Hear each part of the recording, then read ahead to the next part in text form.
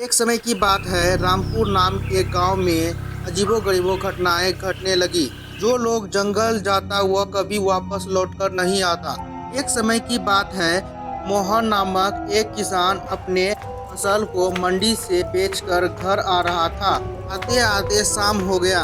उसे घर जाने के लिए उस जंगल से होकर गुजरना पड़ा। जैसे ही मोहन जंगल के बीच पहुंचा, उसके सामने एक घूंघट डाली एक औरत उसके सामने खड़ी हो गई।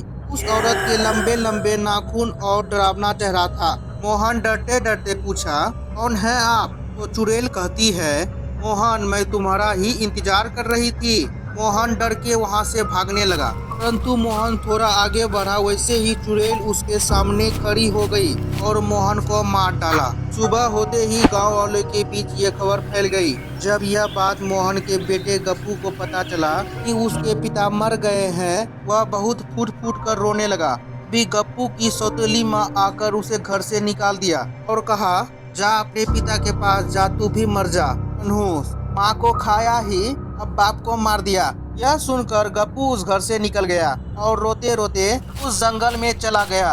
और जब जंगल के काफी अंदर पहुंचा तो उसे अजीब अजीब आवाज सुनाई देने लगी। गप्पू के सामने वह घूंघट वाली औरत खड़ी हो गई।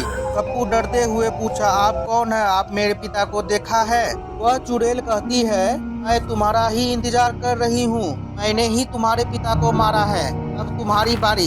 यह सुनकर गप्पू जान बचाने के लिए तेज दौड़ा। वह कुछ दूर आगे बढ़ा ही कि उसके सामने चुड़ैल खड़ी हो गई। गप्पू अचानक फिर दौड़ा और सुरंग के अंदर गिर गया। वह अजीब जंगल में जा पहुंचा।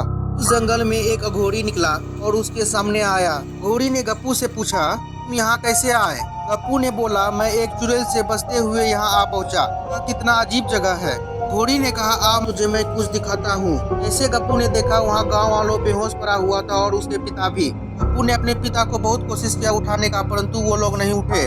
घोड़ी ने बोला, जब तक ये चुड़ैल मरेगी नहीं, ये तब तक नहीं उठेंगे। गप्पू ने चुड़ैल के मरने का उपाय पूछा और घोड़ी ने बोला, यह महादेव का चढ़ाया हुआ भस्म है, लो इसे उस चुड़ैल पे डाल देना, परंतु याद रहे ये शाम को ही डालना, वरना वो रात में ताकतवर हो जाएगी। अब गप्पू वो उस भस्म को लेकर चुड़ैल के पास पहुंचा और गप्पू बोला, मेरे पिता नहीं रहे, माँ भी पहले ही मर गई है, अब मैं जी कर क्या करूँ, इसलिए तुम मुझे भी खा जाओ। जैसे ही चुड़ैल उसे पकड़ी, वैसे ही गप्पू उस भस्म को उसके ऊपर फेंक दिया और चुड़ैल जलने लगी और जलकर भस्म हो गई। कुछ देर बाद अघोरी गांव वालों को लेकर गप्पू के पास आ पहुंचा और बोला, अब ये गांव और जंगल दोनों श्राप मुक्त हो चुका है। सभी लोग गांव वापस आ गए और सभी पहले जैसे खुशी खुशी रहने लगे।